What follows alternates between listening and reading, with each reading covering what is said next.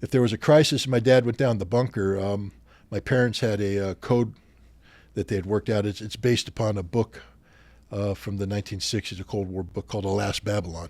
It's about nuclear war.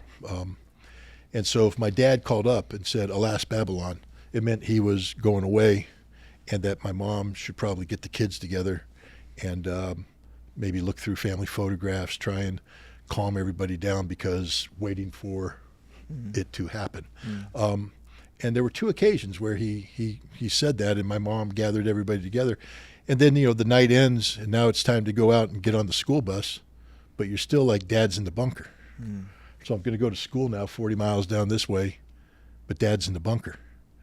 And all you could think about while you're in class is, Dad's in the bunker. That means it could happen. When I say it could happen, imagine going to football practice, and down the road there, trucks are going by, and imagine every time the sun hits the rearview mirror, and you get a little flash.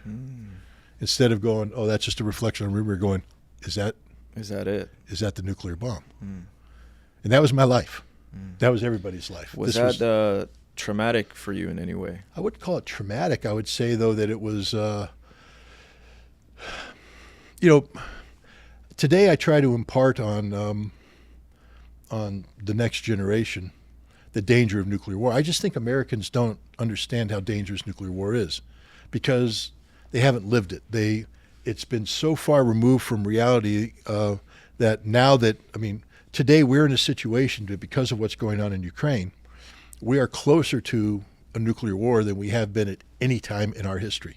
We are in more danger of imminent nuclear conflict than we were during the Cuban Missile Crisis, but nobody cares. Nobody's worried about it. Nobody's losing sleep. Nobody's looking at the glint in the rearview mirror saying, is that it? Because they don't understand. The movie Oppenheimer came out, won an Academy Award, won several Academy Awards.